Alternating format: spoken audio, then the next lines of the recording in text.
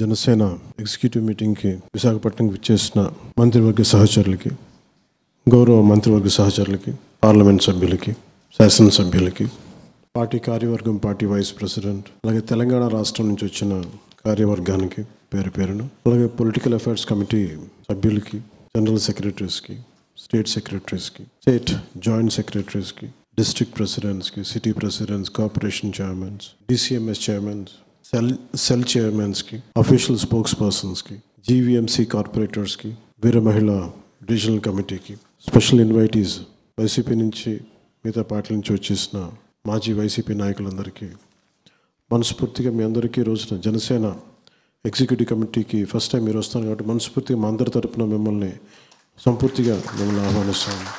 ఎప్పుడు కూడా మేము ఎలా ఉంటుంది అనేది మీకు భాగస్వామ్యంలో మీరు పాలు పంచుకోవాలి. ముఖ్య ఉద్దేశం మీకు కూడా వీఆర్ ఇన్క్లూజివ్. మేము కూర్చోబెట్టి ఎవరో రాకూడదు అనేది కాకుండా మేమందరం ఇన్క్లూజివ్ విధి విధానాలు మీరు ఫస్ట్ టైం విట్నెస్ చేస్తారనేది మనస్ఫూర్తిగా మీరు అర్థం చేసుకుంటారని మిమ్మల్ని ప్రత్యేక ఆహ్వానితులుగా మిమ్మల్ని పిలవడం జరిగింది. గౌరవ శాసనసభ్యులు, పార్లమెంట్ సభ్యులు అందరితో మాట్లాడుతున్నప్పుడు వారికి నేను ప్రస్తావించింది జనసేన ఎలా ప్రారంభమైంది, ఏ విధంగా ప్రారంభమైంది అని చెప్పే క్రమంలో చాలా అనుభవాలని పంచుకున్నాను. ఒక పొలిటికల్ పార్టీ ప్రారంభించడం ఈ సమయంలో చాలా కష్టసాధ్యం. ముఖ్యంగా మీలాంటి అనుభవజ్ఞులు, గత కాలంలో గత 2-3 దశాబ్దాలకు చాలా అనుభవం ఉన్నవాళ్ళు, పార్టీలతోటి దగ్గరగా నడిపిన వాళ్ళు, చూసిన వాళ్ళు. అలాంటిది జనసేన పార్టీ ఎలా నడపగలిగాం, from no seat to 1 seat, from 1 seat to 100% strike rate, ఇది ఎలా రాగలిగాం? ఓకే, మనం ఏదో అనుకుంటాం కాదు, but it is discussed and highlighted in the parliament. Janasena విజయం భారతదేశపు రాజకీయ చరిత్రలో ఒక బలమైన పాఠం అది. పొద్దున కూడా మాట్లాడుతూ ఒక మాట అన్నాను, ఎనీ ప్రాంతీయ పార్టీ పెడితే, ఏ ప్రాంతీయ పార్టీ పెట్టినా దాని వెనక మూలాలు ఏముంటాయంటే, మా ప్రాంతానికి అన్యాయం జరుగుతోంది, లేదు అంటే కొన్ని కులాల పరంగా మేము వివక్షకు గురవుతున్నాం అని చెప్పి కులాలని కొన్ని సమీకరణలతో కొన్ని పార్టీలు పెడతారు, డిఫరెంట్ ఐడియాలజీస్ తోటి.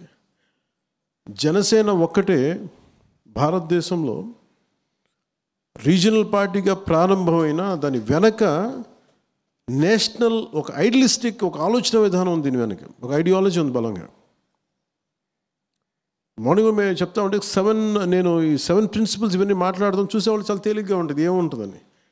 అది కాచి వడపోసిన సారం. అది ప్రపంచ కార్మికులారా ఏకం కండి అని ఒక మాట మాట్లాడితే చూడడానికి ఒక ఏకవాక్యంగా ఉంటుంది, కానీ దాని లోపలికి వెళ్ళే కొద్ది కొన్ని వేల పేజీలు మదనం ఉంటుంది. అలాగే జనసేన పెట్టిన 7 సిద్ధాంతాలు వెనక చాలా స్పష్టంగా, చాలా క్లియర్గా మేము ఆలోచించిన విధానం ఉంది. దీనికి మూలాలు ఒకటి, నేను జనరేషన్ ఎక్స్ నేను అర్థం చేసుకునేవాడిని. నేను వాళ్ళ 80sలో పుట్టిన జనరేషన్, వాళ్ళ తాలూకు భావాలు, వాళ్ళ తాలూకు మనోభావాలు అర్థం చేసుకొని 2008లో అప్పటి రాజకీయ ప్రస్థానాన్ని ప్రారంభించినప్పుడు జెండాలు పట్టుకున్న వాళ్ళందరూ ఇక్కడే ఉన్నారు. కొంతమంది తెలంగాణ నుంచి ఉన్నారు, కొంతమంది ఆంధ్ర నుంచి ఉన్నారు. వాళ్ళ మనోభావాలకి నేను ఎలా మాట్లాడితే, వాళ్ళకి కొంత ఐడియాలజీ ఉంది, కొంత ఎదగాలి నాయకత్వంలో ఉంది, కానీ ఏం చేయాలో తెలియదు. ఆవేశం అయితే ఉంది. ఆవేశానికి నేను ఒక రూపకల్పన చేశాను. ఎందుకంటే భావాన్ని కులంతో కట్టిపడేయటం కొద్ది రోజులు కట్టిపడేయగలం, మతంతో కొద్ది రోజులు, ప్రాంతంతో కొద్ది రోజులు, కానీ ఒక బలమైన ఐడియాలజీ కనుక పట్టుకుంటే ఆ భావంతో కట్టిపడేస్తాం. డబ్బులతోటి, మనకంటే డబ్బున్న వాళ్ళు చాలామంది ఉన్నారు ఇక్కడ. 1000 కోట్లు ఉన్నవాడు రాజకీయ పార్టీని ప్రారంభించలేడు. డబ్బున్నంత మాత్రాన పార్టీని నడపలేరు, పేరున్నంత మాత్రాన పార్టీని నడపలేరు. మరి ఏది నడుపుద్ది పార్టీని అంటే, you have to have a very committed ideology. ఏదో పుస్తకాలు రాసేస్తే సరిపోదు. పుస్తకాలు రాసేస్తే సరిపోదు. కూర్చొని చాలామంది మేధావులు పుస్తకాలు రాశారు, కానీ నువ్వు రాసిన, నువ్వు ప్రతిపాదించిన సిద్ధాంతాన్ని నువ్వు బతకగలిగితే, బతకటమే కాదు దాని సత్ఫలితాలు రాజకీయంగా చూపించగలిగితే అది చాలామందికి అది ఒక ప్రేరణ అవుతుంది. మేము ప్రారంభించింది అది ఒక 15 సంవత్సరాల క్రితం మేము ప్రారంభించినప్పుడు ఒక దాంట్లో చాలామంది యూత్ వింగ్తో, అప్పుడు రాజకీయ యూత్ వింగ్తో స్టార్ట్ చేసినప్పుడు ఏవైతే భావజాలాలు ఉన్నాయో ఆ టైంలో మాట్లాడుకున్నవన్నీ దానిని ఒక ప్రాపర్ ఒక ఫ్రేమ్వర్క్లో చేసి 7 సిద్ధాంతాలు ప్రతిపాదించినప్పుడు వీడికి ఐడియాలజీ తెలియదన్నారు. నేను మాట్లాడుతున్న చాలా ఇంటిగ్రేటెడ్ ఐడియాలజీ. ఒక కంపెనీ నడపలేనప్పుడు 5-6 కంపెనీలు కలుస్తాయి, అమాల్గమేషన్. లేదంటే కార్పొరేట్స్ విలీనం అవుతాయి. అంటే సర్వైవల్ కోసం విలీనం అవుతున్నప్పుడు ఈ సమాజం కోసం ఎన్ని రకాల ఐడియాలజీని కలిపితే ఎప్పుడు మారుతూ ఉంది ఐడియాలజీ. మార్పు నిరంతరం, కానీ వచ్చే మార్పు అది మరింత ప్రగతి బాట వైపు ఉందా లేదంటే పురోగత అధోగత అని చూసుకోవాలి. సో మార్పు అనేది అనివార్యం, కానీ మార్పు ముందుకెళ్తుందా వెనక్కి వెళ్తుందా అని చూసుకుంటే నేను అనుకున్నది ఇది ఎసెన్షియల్లీ పాలిటిక్స్. కులం మీద నన్ను నడపలేం. ఉదాహరణకి తెలంగాణ రాష్ట్ర సమితి అని ప్రారంభమయ్యి కూడా ఒక స్థాయికి వచ్చే గది భారతీయ రాష్ట్ర సమితి చేయాలనుకున్నారు. ఎందుకంటే ఆ వాదానికి ఒక పరిమితి కాలం ఉంది. తర్వాత దాన్ని ఆ పార్టీ వ్యవస్థాపకులు దాన్ని భారతీయ రాష్ట్ర సమితి కింద మార్చుకున్నారు. అంటే ఇది మార్పు అనేది అనివార్యం. Maybe it is for better. దీన్ని అలా చూడాలి, అంతేగాని దాన్ని తప్పు పట్టడాలు ఇవే ఉండవు. ఒకరోజు ఇది అనుకున్నాను, ఇంకో రోజు అనుకున్నాను. నేను అట్లా అనుకోలే. ప్రారంభించినప్పుడే ఐఎమ్ వెరీ క్లియర్, ఈ 7 మాట్లాడాలి, ఈ 7 చుట్టే తిప్పుతాం. మీరు ఏమి తిప్పినా మీరు ఇంకోటి మార్చుకోండి, ఇంకోటి అనుకున్నా నేనైతే మార్చలేదు, మారలేదు, ఇవే నిలబడతాయి. ఇన్ని సిద్ధాంతాలు పెట్టుకుని I want be very pragmatist politician, అంటే రిజల్ట్ ఓరియంటెడ్ పొలిటీషియన్. నేను కూర్చోబెట్టి చాలా ఐడియలిస్టిక్గా నేను కూర్చోబెట్టి ఖద్దరు బట్టలు వేసుకుంటాను, నేను కూర్చోబెట్టి నిరాహార దీక్షలు చేసి నిరసనలు తెలిపి అక్కడితో ఆపే. కొన్నిసార్లు పోరాటాలు చేయాల్సి వస్తాయి, కొన్నిసార్లు నిరసనలు చేయాల్సి వస్తాయి, కొన్నిసార్లు కొట్లాడాల్సి వస్తాయి, కొన్నిసార్లు అవసరమైతే చెప్పు చూపించాల్సి వస్తాయి పరిస్థితులను బట్టి. అంతేగాని అన్నిటికీ పిడికి బియ్యంకి ఒకటే మంత్రం ఉండదు. That's the purpose of very ideology చాలా బ్రాడ్గా పెట్టాను. ఇది కొంతమంది కన్ఫ్యూజింగ్గా ఉంటుంది. కానీ ఈరోజు మీరు చూస్తే ముఖ్యంగా సెక్యూరిటీ కమిటీ మెంబర్స్ అందరికీ నా మేజర్గా విజయం వచ్చింది, కూటమి ప్రభుత్వం వచ్చింది. అందరి ఆలోచన ఏముందంటే ఇప్పుడు మనం ఏం చేసుకుందాం, పదవులు రాలేదు, ఇవి రాలేదంటే నాకు ఏ పదవి ఉందని నేను ఉన్నాను 15 సంవత్సరాలు. ఏ పదవి ఎవరిస్తారు చెప్పండి? నా పర్సనల్ లైఫ్ పోయింది, నా వ్యక్తిగత జీవితం నాకు లేదు. నేను కష్టపడి సినిమాలు చేద్దాం, నా మీద కేసులు వేస్తారు. ఒక పొలిటికల్ లీడర్ ఎలా బతకాలి? నాకేం కంపెనీస్ లేవు, పత్రికా కంపెనీస్ లేవు, నాకు పబ్లికేషన్స్ లేవు, సిమెంట్ ఫ్యాక్టరీస్ లేవు. కొన్ని లేదు, మనం ఏదైనా కూర్చొని ఆల్రెడీ ఒక భారతీయ జనతా పార్టీ లాంటి ఒక పెద్ద బలమైన పార్టీలో ఉంటే నేను కూర్చోబెట్టి నేను ఒక కద్దరు లాల్చి పైజం వేసుకుని నేను సంచి పెట్టుకుని తిరగడం సిద్ధమే. కానీ మన అలాంటి పార్టీ కాదు మనది. అన్నీ నేనే అవ్వాల్సి వచ్చింది. సైద్ధాంతిక బలం నేనే ఇవ్వాలి, పార్టీని నడపాల్సిన ఆర్థిక బలం నేనే ఇవ్వాలి, మళ్ళీ దీనికి కావాల్సిన పోరాట బలం ముందు నేనుండే నడిపించాలి. అంటే 3 అంచెల పోరాటం చేస్తే కానీ పార్టీని 15 సంవత్సరాలు ముందుకు నడపలేకపోయాను. నిలబడ్డాం కాబట్టి దీనికి ప్రేరణ తీసుకొని చాలామంది వచ్చారు యువత. కొంతమంది ఆడపడుచులు వచ్చారు, యువత వచ్చారు. పోరాటం స్ఫూర్తి జనసేన. పొద్దున్న కొనతాల రామకృష్ణ గారు మాట్లాడుతూ కలిసినప్పుడు ఒకటే మాట అన్నారు, నేను పోరాటం, నాకు మీ ఫైటింగ్ స్పిరిట్ ఇష్టం, ఎందుకు నేను అలా వచ్చాను ఉత్తరాంధ్ర పోరాటం నాకు అందుకు. ఎందుకంటే ఆయన ఒక సీట్, నేను ఆయన ఏ విధంగా కన్విన్స్ చేయగలను చెప్పండి పార్టీలోకి రమ్మని చెప్పి. ఎందుకంటే నేను ఎవరిని ఎందుకు పిలవనంటే మీరు నన్ను అర్థం చేసుకుని ఇష్టపడి వస్తే మనం చేసే ప్రయాణం వేరుంటుంది. మనోహర్ సార్కి కూడా అదే చెప్పాను, పెద్దలు మనోహర్ గారికి కూడా. ఆయన నన్ను 2 సంవత్సరాలు పరీక్షించారు. నేను ఉట్టే రాలేదు. ఆయన ఒక ఎస్టాబ్లిష్డ్ కాంగ్రెస్ పార్టీ నుంచి వచ్చిన ఆయన ఎందుకు నమ్మాలంటాను నేను? వీడికి అమెచ్యూరిష్గా ఉంటుందేమో, కూర్చోబెట్టి ఇలా అలా అనుకుంటారు అందరు. తప్పేం కాదు అది. నేనేం చేసుకోవాలి? I said I'll prove you. I said I have proven myself, I have proven my commitment. ఆయన 4 గోడల మధ్య ఎంత కమిట్మెంట్గా చెప్పాను, అదే 4 గోడల మధ్య ఆ రోజున మనకి బోర్డర్లో ఆపేస్తే అదే కమిట్మెంట్ ఆ రోజు చూపించాను. ఆ రోజున 4 గోడల మధ్య ఆయనతో మాట్లాడా. మీకు తెలుసు, మనకి బాలినేని గారు లాంటి వాళ్ళు తెలుసు ఎంత హార్డ్ కోర్ ప్రభుత్వం అది. సొంత మనుషుల్ని వాళ్ళు ఉండేవాళ్ళు, అలాంటప్పుడు బయట వాళ్ళని ఎక్కడ ఉండేస్తారు? ఒక హార్డ్ కోర్, ఈరోజు మన ఆయన జైల్లోకి వెళ్ళిపోయిన, జైల్లో వెళ్ళి బయటకు వచ్చిన ఇంటెలిజెన్స్ ఐజీ హార్డ్ కోర్ వ్యక్తి అయినా పర్సనల్ నాకు ఆయన తెలుసు ఒకప్పుడు. ఈరోజు ఇదే వైజాగ్లో మమ్మల్ని ఎలా ఆపారు మీరు చూశారు, చాలామంది గుర్తుండి ఉంటుంది. ప్రభుత్వంలోకి వచ్చి రాగానే నాకు పదవి రాలేదంటే అసలు ఈ ఎలక్షన్లు మీరు అంటే అందరికీ ఇదే అడుగుతున్నాం. మనం అసలు ఎలక్షన్స్ ఇలా చేయలే.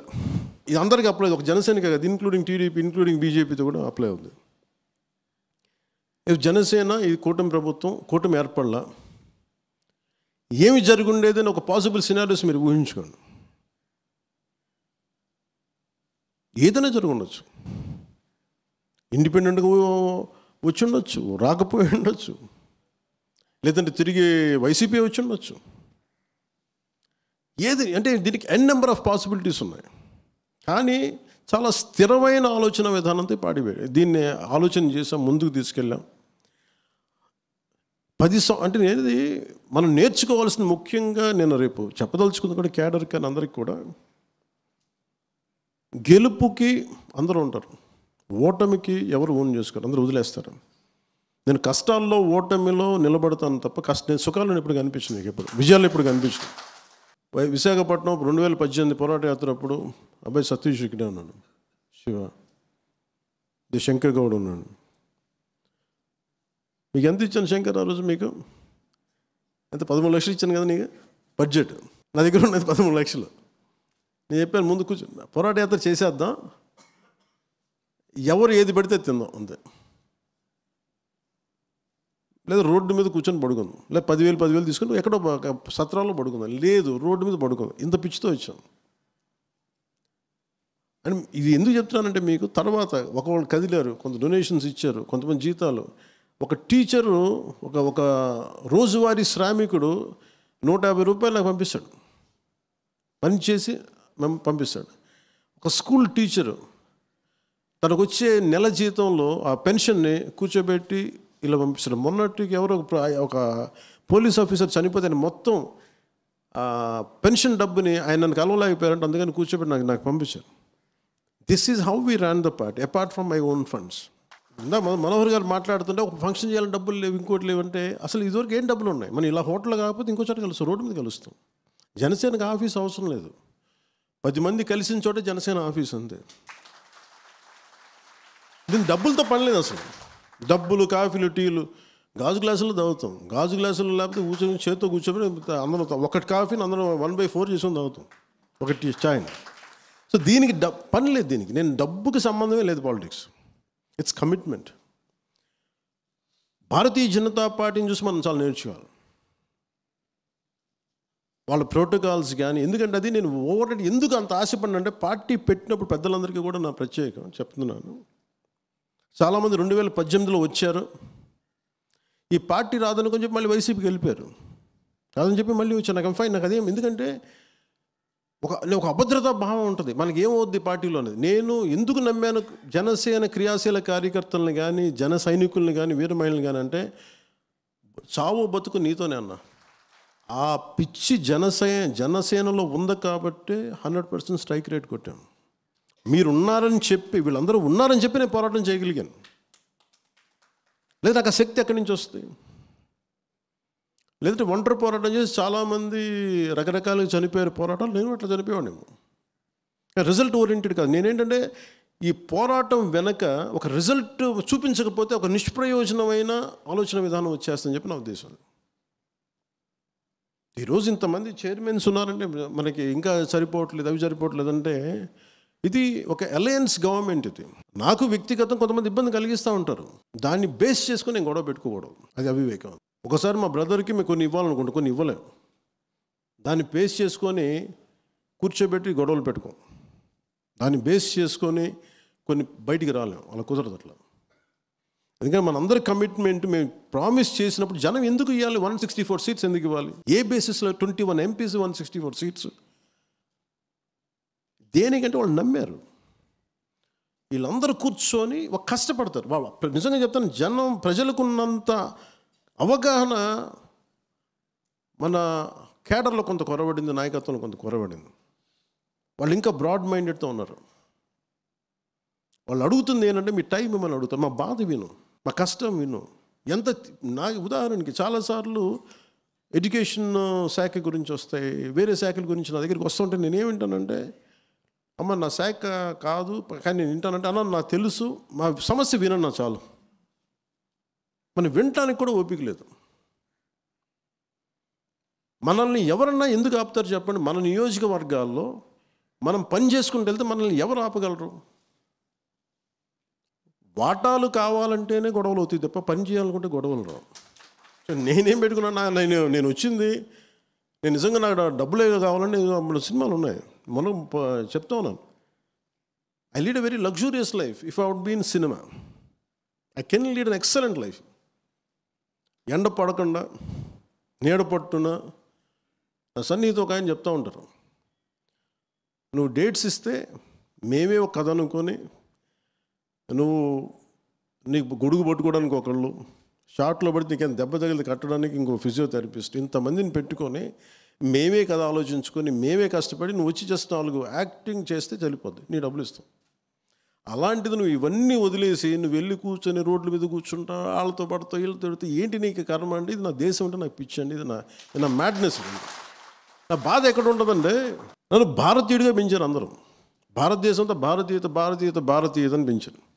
భారతీయత అని పెంచి తమిళనాడులో ఉన్నప్పుడేమో నువ్వు గొల్టీ అని చెప్పి, నువ్వు తెలుగు రివర్స్ చెప్పి నువ్వు గొల్టీ అని చెప్పి అక్కడ తిట్టి, మరి మన దేశం, మన తెలుగు రాష్ట్రం అంటే నువ్వు తెలంగాణకు, నేను ఆంధ్ర వాడిని అయిపోయి, ఆంధ్రాకి వస్తే నువ్వు ఏ కులం, ఈ కులానికి నీకు సంబంధం లేదు, అసలు పిఠాపూర్ వెళ్తే అసలు నువ్వు నేటివే కాదన్నాను నన్ను. ఇప్పుడు ఎలక్షన్ టైంలో అంటే ఎక్కడికి వెళ్తే ఎక్కడ పారిపోతావు ఈ దేశంలో? సో నాకేనంటే ఇది షార్ట్స్ ఇప్పుడు నేను కూర్చోబెట్టి ఇది అంటే ఇది బేసిక్గా divisiveness is a disease in human nature. దాని ఏం తప్పు పట్ల, అది పార్ట్ ఆఫ్ నేచర్ అంతే, ఇంక మనం ఏం చేయలేం దానికి. But how do we address it? నా దగ్గరికి 100 ఇంటెలిజెన్స్ రిపోర్ట్స్ వస్తూ ఉంటాయి, ఎవరు ఏం చేస్తున్నారు ఏంటి అనేది. నేను ఇట్లా వాక్య చూస్తూ ఉన్నాను, ఒక్కొక్కళ్ళు ఏం చేస్తారు, ఇంత చేస్తారు, అవును ఇట్లా జరుగుతుంది, ఇలా జరుగుతుంది. మరి కార్యకర్తలు చెప్తూ ఉంటారు, జన సైనికులు చెప్తూ ఉంటారు, పంతాలు వచ్చేస్తున్నాయి, కోపాలు వచ్చేస్తున్నాయి. దీనికే మనం పార్టీ పెట్టింది. మీ కష్టాలు ఎప్పుడన్నా ఒకసారి చూడండి అందరూ. చాలామంది నాకు అర్థం కానీ ఏముంటాయి, నాకు కింద స్థాయి నుంచి పార్టీని నడిపిన రోజుకి కనీసం ఒక 2008 నుంచి ఇప్పుడు కొన్ని లక్షల మందిని కలిసి ఉంటారు, ఫేస్ బై 1-on-1. ఒక సీజన్లో కనీసం 10,000 మంది కలిసి మనోహర్ కానీ కూర్చొని రోడ్డు మీద. ఇప్పుడు గ్రీన్ ట్యాక్స్ వచ్చింది, గ్రీన్ ట్యాక్స్ తగ్గించాం. ఎలా వచ్చిందండి? మేము రోడ్డు మీద వెళ్తుంటే కూర్చొని బండి ఆపితే చెప్పాను మాకు ఇది సమస్య, we made it a point. అట్లా ఎన్ని సమస్యలను అలా చేసుకున్న సమస్యలు మనం హైలైట్ చేసుకోలేకపోతున్నాము. ఇవన్నీ బ్రాడ్గా డిఫైన్ చేసుకుంటూ వెళ్తున్నాం ఇవన్నీ. కానీ ఈ ప్రాసెస్లో మనందరం అధికారం రాకముందు ఉన్నంత ఐక్యత, అధికారం రాకముందునంత ఉన్నంత పోరాట పటిమ అధికారంలోకి వచ్చా కొరవడ్డాయి. అందరూ మెత్తబడిపోయారు. నేను మెత్తబడలేదు. నాకున్నది ఏంటంటే I have got big responsibility. పార్టీని ఎలా నడపాలి, పోనీ చేద్దామంటే ఇది కూర్చొని ఒక 100 మంది మేధావులు కూర్చొని కలిపిన పార్టీ కాదు. నా ఆవేదనో నా కోపమో కింద పడో మీద పడో నలిగి తర్వాత చాలామంది మనోహర్ గారు లాంటి పెద్దలు, మీలాంటి పెద్దలు అందరూ వస్తే ఇప్పుడు ఫామ్ అవుతుంది పార్టీ. ఇప్పుడు నేను ఏం కోరుకున్నాను, అధికారం రాకముందు ఉన్నంత బలం అధికారం వచ్చిన తర్వాత ఎవరి కాలం ఇట్లాగా లూజ్గా అయిపోయాం, వదులుగా ఉన్నారు అందరూ. It's a time to come back. పదవి లేకపోతే ఏమి చచ్చిపోతామంటే. నేను ఆర్ఎస్ఎస్ కార్యకర్తలను చూస్తాను, కొంతమంది బీజేపీలో వాళ్ళు ప్రధాన కార్యదర్శులుగా చేస్తుంటారు.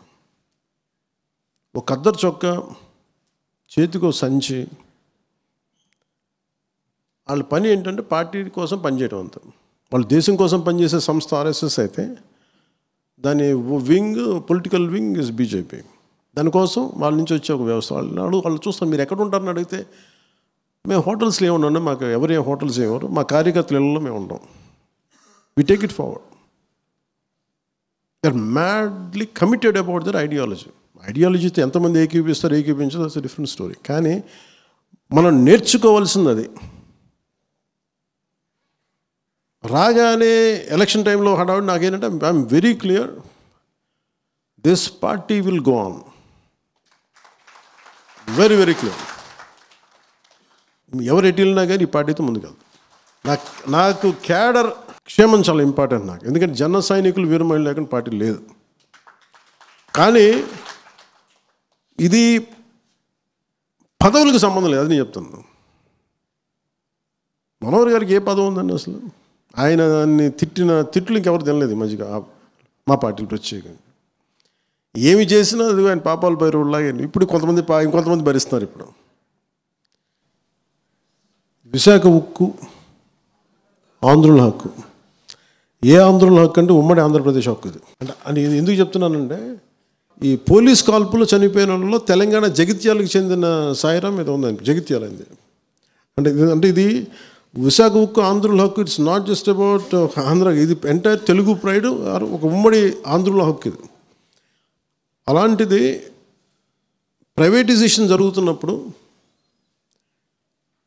ఇది నేను 2 సందర్భాలు, మన కోన తాతారావు గారు ఎక్కడున్నారు, కోన తాతారావు గారు ఉన్నారు, మీటింగ్ పెట్టాం.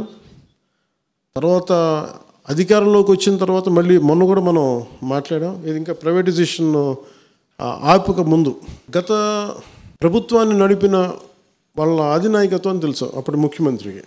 విభజన సమయంలో విడిపోవడానికి ఒప్పుకోవట్లేదని ప్లే కార్డు పట్టుకోవడం ఎలా పట్టుకున్నారంటే అప్పుడు టీవీలో చూపించారు. దొంగచాటుగా సోనియా గాంధీ గారు చూడకుండా, ఆవిడ కనుపంట పడకుండా, ఆవిడ కళ్ళలో పడకుండా తిప్పారు. మీరు ఆ విజువల్ ఉంటుంది చూడండి. అంటే ఇది ఎందుకు చెప్తున్నానంటే, మీరు ఇక్కడ ఎన్నైనా మాట్లాడతారు, ఇక్కడ వెళ్ళి పొడి చేస్తాం, చంపేస్తాం, ఇది చేసేస్తాం, మెడల్ ఉంచి తీసుకొస్తాం, అలా ఇక్కడేం జరగదు. అక్కడ ఢిల్లీ అది కుదరదు. అట్లా ఇక్కడ ఎన్నైనా మాట్లాడచ్చు. వీళ్ళు కథలు అక్కడ చెప్తారు ఇట్లా. సో ఇలాంటి వ్యక్తి స్టీల్ ప్లాంట్ 151 సీట్లు ఇచ్చిన వ్యక్తి స్టీల్ ప్లాంట్ని ప్రైవేటైజ్ చేస్తారంటే ఏం చేయలేదు. వాళ్ళు ఏమీ చేయకపోగా వచ్చి కార్మిక నాయకులతో ఏం మాట్లాడారంటే, స్టీల్ ప్లాంట్ కార్మిక నాయకులతోటి మీరు వదిలేసుకుని మీకు ఇండివిజువల్ ప్లాట్స్ చేసేస్తాను, మీకు కొంత ప్లాట్లు ఇచ్చేస్తాను, మీకు ఇన్ని కోట్లు వస్తాయంటే చాలామంది కార్మిక సంఘాల నాయకులు ఇది ఒప్పేస్తున్నారు. కొంతమంది, నేను ఇది మొన్న క్రాస్ చెక్ చేసుకున్నాను. మళ్ళీ మన ఆఫీసులో నేను పదవి తీసుకున్న తర్వాత మాట్లాడినప్పుడు అది మేము చేయలేదని కొంతమంది చేశారు, బట్ కొంతమంది చేశారు. అంటే ఎప్పుడు దీంట్లో సమస్య ఎక్కడ ఉంది స్టీల్ ప్లాంట్కి? ఎప్పుడు అంటే, ఒకటి ఉత్పాదకత లేకుండా పెట్టుబడి 1000 కోట్లు 10,000 కోట్లు పెట్టుబడి పెట్టి పీనట్స్ నుంచి వస్తుంటే ఖచ్చితంగా నష్టం, అది ఎప్పటికైనా సరే. కానీ అది ప్రత్యేకమైన స్థితిలో ఉంది. ఇది చాలా ఉద్యమాలు చేసి సంపాదించుకుంది, ప్రాణాలు పోగొట్టి సంపాదించుకుంది. నేను ఢిల్లీకి వెళ్ళినప్పుడు ఇక్కడ ప్రైవేటైజేషన్ జరుగుతుంది అనుకున్నప్పుడు కార్మిక సంఘాల నాయకులు నేను ఏమడిగానంటే, ఆ రోజున అప్పటికి ఇంకా బీజేపీతో మన ఇంకా అలయన్స్ కూడా ఫుల్గా ఫామ్ అవ్వాల, టాక్ స్టేజ్లో ఉంది. అలాంటి సమయంలో నేను ఏం చెప్పానంటే, వెళ్ళి అంటే మీకు తెలుసు, మీకు ఈ దేశంలో ఎవరన్నా సరే అమిత్ షా గారితో ఎవరితో గొడవ పెట్టుకుంటారండి. వీళ్ళు అమిత్ షా గారికి నేను ఖచ్చితంగా అభిప్రాయం చెప్పండి. ఎందుకు అభిప్రాయం చెప్పలేరంటే, ఆయన భయపెడతారని కాదు. ఆయన అడిగే ప్రశ్న వీళ్ళ దగ్గర సమాధానం ఉండదు. వాళ్ళు ఏం కూర్చోబెట్టి భయపెట్టడం వాళ్ళు బెదిరించడం ఏం చేయరు. ఆయన మీరు నేషనల్ లీడర్షిప్ ఎప్పుడు చాలా క్లియర్గా ఉంటుంది, గుర్తుపెట్టుకోండి. మనం అనుకుంటాం ఇక్కడ కూర్చోబెట్టి చేసి వాళ్ళు ఏమి చేయరు. నీ కూర్చోబెట్టి వాళ్ళు అడిగే లాజికల్ క్వశ్చన్స్కి మన దగ్గర సమాధానం లేకపోతే సమాధానం వీగిపోయి వదిలేస్తాం. వాళ్ళ దగ్గర సమాధానం ఉంది, ఇంత నష్టం లాజికల్గా ఉంది. మీరు చెప్పండి, మీరు ఇంట్లో వ్యాపారం చేసుకున్నప్పుడు నష్టం వస్తుంటే దాన్ని ఎంతకాలం భరిస్తాం? బ్లీడ్ అవుతూ ఉంది. మేము వెళ్ళి ఏం చెప్పామంటే, నేను మనోహర్ గారు వెళ్ళి ఢిల్లీ మన సౌత్ బ్లాక్కి వెళ్ళాం, పార్లమెంట్లోకి వెళ్ళాం. చాలా బిజీ షెడ్యూల్ టైం ఇచ్చారు. వెళ్ళి ఏం చెప్పారంటే, సార్ ఇది ఆంధ్రప్రదేశ్ మిగతా ఫ్యాక్టరీస్ని ఇప్పుడు అలా నిజంగా భారతీయ జనతా పార్టీయే, నరేంద్ర మోదీ గారి నాయకత్వంలో ఉన్న భారతీయ జనతా పార్టీ కానీ, అమిత్ షా గారు ఉన్న నాయకత్వంలో ఉన్న భారతీయ జనతా పార్టీ కానీ నిజంగా అది మొండిగా ఎవరి మాట వినరు అనుకుంటే, మరి డ్రెడ్జింగ్ కార్పొరేషన్ ఆఫ్ ఇండియాని ప్రైవేటీకరణ ఆపేశారు 2017-18లో వాళ్ళు చెప్పారు నాకు, నువ్వు తీసుకొచ్చిన పాయింట్ నువ్వు ప్రజెంట్ చేసింది మాకు నచ్చింది. నేనేం చెప్పానంటే, దానికి ప్రాఫిట్లో ఉన్నది మీరు దయచేసి చేయకండి సార్ అంటే వెంటనే విన్నారు, దాని ప్రైవేటైజేషన్ ఆపారు. సో వాళ్ళకి సరిగ్గా చెప్పాలి వాళ్ళకి. అదే మేము వెళ్ళి మళ్ళీ స్టీల్ ప్లాంట్ అని చెప్పాను. స్టీల్ ప్లాంట్ అనేది చాలా భావోద్వేగంతో కూడింది సార్. అలాగని మీరు గుడ్డిగా మిమ్మల్ని చేసేయమని చెప్పట్లా, కానీ దీని వెనకున్న మొత్తం మీరు ఒకసారి స్టడీ చేసి ఏ మాత్రం కుదిరితే దానికి ఒక మైన్స్ కేటాయించండి.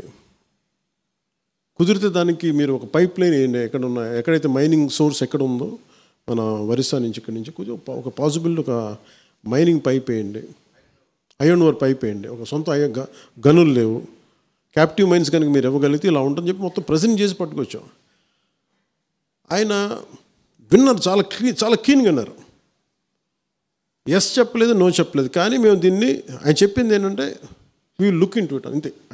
ఆ స్థాయి వ్యక్తులు కూర్చోబెట్టి ఏముంటుందని గంటలు మాట్లాడరు, పేజీలు ఏముండదు. We look in to it అంటే చాలా భావగర్భితమైన వాక్యం అది. దాన్ని తగ్గట్టుగా చేశారు. మీరు చూస్తే అప్పుడే మీకు ప్రైవేటీకరణ అయిపోయింది. అప్పుడు చూడండి, ముందుకు వెళ్ళా. అది అయిపోయిన తర్వాత మళ్ళీ ప్రైవేటీకరణ జరుగుద్ది అనుకుంటే నేను మళ్ళీ అందరిని కూర్చోబెట్టి మన కొన్నతాతర గారి ఆధ్వర్యంలో అందరూ వస్తే ఇదే చెప్పాను, నేను కేసు ప్రజెంట్ చేస్తాను. మేము మళ్ళీ ప్రజెంట్ చేస్తే దానికి 10,000 crores ఎంతో ఇప్పుడు పంపించారు, 14,000 crores. అది స్వయంగా మోడీ గారు వచ్చి ఇక్కడ చెప్పెళ్ళారు. ఇది వెనక్కి వెళ్ళడం అంటే ఏం లేదు. కాకపోతే ఏంటంటే మీరు కార్మిక సంఘాల్లో కూడా ఎంత త్రికరణ శుద్ధిగా ఉన్నారు, మీరు ఎంత చిత్తశుద్ధిగా ఉన్నారు. ఈరోజు మాట్లాడే వాళ్ళు ఎంతమంది మాట్లాడుతున్నారు ఇంకా విజువల్ చూడలేదు, కానీ అసలు గత ప్రభుత్వం చేసిన వాళ్ళు మీరు గొంతు తెరవలేదు ఆ రోజున. ఆ రోజు సోనియా గాంధీ గారికి మీ రాష్ట్ర విభజన జరుగుతుంటే మీరు ప్లే కార్డు చూపించడానికి భయపడ్డ వాళ్ళకి మీకు ఢిల్లీలో మీకు ఏం ధైర్యం ఉంది? ఇన్ని కేసులు పెట్టుకొని మీరు ఎక్కడ ధైర్యంగా మాట్లాడగలరు? మీరు కేసులను ఎక్కడ ప్రజెంట్ చేయగలరు? మీరు నాకు ఆ భయాలు లేవు. నాకు ఉంటే పదవి ఉంటే పోద్ది, లేదంటే వదిలేస్తాను. నాకు లీజ్ బాగుంది. నాకు కాదు, నా బాధ్యత, నాకు పదవిని బాగా చేస్తాను అంతే. అంతేగాని పదవి పట్టుకొని వేలాడను నేను. పదవి లేకపోతే నాకేమి ఏదైనా కూర్చోబెట్టి నాకేమైనా కేసులో ఇంకోటో నన్ను ఆమ్ ట్విస్ట్ చేయడం నా దగ్గర ఏం లేవు, పెట్టుకొని అలాంటివి నేను బేసిక్గా. అందుకే నేను చాలా ధైర్యంగా మాట్లాడుతూ చాలా కరెక్ట్ సరిగ్గా చెప్తాను విషయాన్ని. దానికి తగ్గట్టుగా వాళ్ళు చూశారు, 14,000 కోట్లు రిలీజ్ చేశారు. కొంతమంది కార్మికులు వాళ్ళు ఇష్టం లేక వాళ్ళు వెళ్ళిపోతున్నారు. దానికి మనం ఏం చేస్తాం? ఇప్పుడు ఎవరో ఒకరు వాలంటరీ రిటైర్మెంట్ తీసుకుంటారు, నేను ఏది ఆపుద్ది? గన్ పాయింట్లో పెడతాం ఎవరన్నా? చాలామంది వాలంటరీ రిటైర్మెంట్ తీసుకొని చాలామంది ఉద్యోగాలు వదిలేస్తారు. సో దీన్ని వీళ్ళు గొడవ చేస్తున్నారనే దాన్ని మీరు 100% ఒకటి బయటికి చాలా బలంగా చెప్పండి. ఇంక్లూడింగ్ మన సభ్యులందరూ, మన ఎమ్మెల్యేలు కానీ, ఎమ్మెల్సీలు కానీ, ఎంపీలు కానీ మీరు చాలా బలంగా మాట్లాడాలి. మీరు మాట్లాడకపోతే ఏమవుతుంది? ఒకసారి కొన్ని విషయాలు మీరు కొన్ని పెద్ద విషయాలు అందరూ కలిసి మాట్లాడాలి. It will come from the party directive. మీరు అందరూ కలిసి ఏ స్థాయిలో ఇది మాట్లాడటం అలవాటు చేసుకోండి. అందరూ 1 year నుంచి సైలెంట్గా ఉన్నాం. మీరు సైలెంట్గా ఉన్నాం ఎందుకంటే మీరు యువర్ ఎలక్టెడ్ రిప్రజెంటేటివ్. చాలామందికి లేని మీకు ఒక పొజిషన్ మీకు ఇచ్చారు, and you have to represent their aspirations. మీరు గొంతు మాట్లాడాలి. అందుకే మీకు ప్రాపర్ డైరెక్టివ్ ఉంటుంది. మనకి political affairs committee under the leadership of Manohar గారు ఇది వస్తుంది. మీరు బలంగా మాట్లాడండి. It will come from the entire executive committee from PSC. నేను సార్తో చెప్తాను, ఖచ్చితంగా మీకు వస్తే ఏ విషయాల మీద మాట్లాడాలి. అలాగే పాప సుగాలి ప్రీతి ఇష్యూ,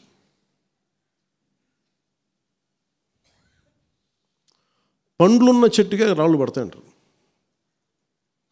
ఎవరైతే చేయూతనిస్తారో, ఎవరైతే ఆధారం ఇస్తారో వాళ్ళని తిడితే ఎట్లాగా? అసలు ఈరోజు సుగాలి ప్రీతి అనే కేసు ఎలా ఎక్కడి నుంచి బయటకు వచ్చింది మీరు చెప్పండి.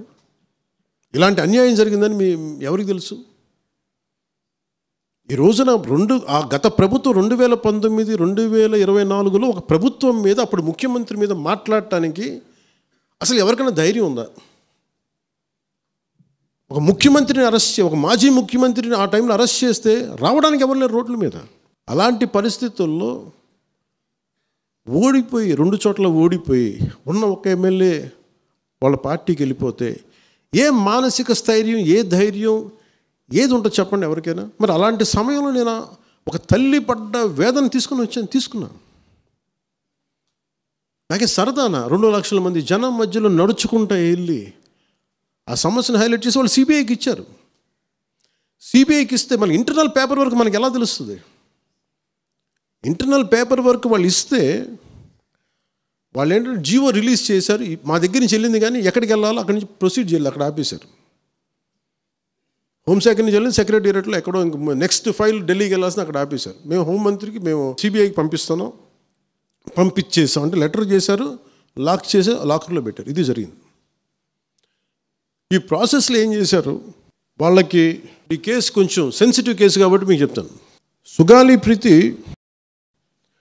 నేను ఎందుకు కొంచెం సున్నితంగా మాట్లాడాలి ఈ విషయం ఏదంటే, మీకు ఒక అన్యాయం జరిగినప్పుడు, ఎవరికైనా ఒక అన్యాయం జరిగినప్పుడు మనం ఏం చేస్తామంటే నాకు ఆ వ్యక్తికి శిక్ష పడాలి, ఇంకింతే ఉండాలి. వాళ్ళు ఏం చెప్తున్నారంటే, ఎవరైతే ఈ వెనకున్నారో మరి గవర్నమెంట్ ద్వారా వచ్చారు, గత ప్రభుత్వం ఎలా వచ్చారో వాళ్ళు ఏం చేశారంటే, మనం పెట్టిన ఒత్తిడి ఆ రోజు 2 లక్షల మంది మనం జనంతో తీసుకెళ్ళి అది నేషన్ వైడ్ ఇష్యూ అయ్యేటప్పటికి వాళ్ళు చేసింది ఏంటంటే, మనం చేసిన పోరాటం వల్లే ఎస్సీ ఎస్టీ అట్రాసిటీ కేసు బాధితులకు చట్ట ప్రకారం ఇచ్చే ప్రయోజనాలు పరిహారాలు వారి కుటుంబానికి దక్కాయి. కర్నూలు రూరల్ మండలం దిన్నెదేవరపాడులో 5 ఎకరాల వ్యవసాయ భూమిని కేటాయింపబడింది. ఆ గ్రామం కర్నూలు నగరానికి 9 కిలోమీటర్ల దూరంలో ఉంది. ఈ రోజున మార్కెట్ వాల్యూ కనీసం ఎకరాకి అది వాళ్ళు చెప్పడం మీరు క్రాస్ చెక్ చేసుకుని 2 కోట్ల వరకు ఉంటుందని చెప్తా ఉన్నారు. వీరి కుటుంబానికి కర్నూలు కార్పొరేషన్లో కల్లూరు వద్ద 5 సెంట్ల ఇంటి స్థలాన్ని కేటాయింపు చేసిన ప్రభుత్వం. సెంటు 10 లక్షల నుంచి 15 లక్షల వరకు ఉంటుంది. పాప ఇద్దరి తల్లిదండ్రులకి రెవెన్యూ శాఖలో జూనియర్ అసిస్టెంట్గా ఉద్యోగం ఇవ్వడం అయింది.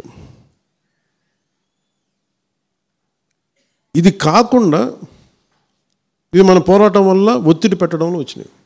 ఇవి కాకుండా నేను ఫస్ట్ టైం ఛార్జ్ తీసుకోగానే మొదట చెప్పిన మాట, పాపకి న్యాయం జరగాలి, ఏమేమి జరిగిందని సిఐడి చీఫ్ని నేనే తెలియజేశాను. డీజీపీ గారికి పంపించాను, అప్పుడు డీజీపీ గారికి తిరుమలరావు గారు, అలాగే సిఐడి అధికారులకు చెప్పాను, ఉన్నతాధికారికి, హోమ్ మినిస్టర్ గారికి చెప్పాం.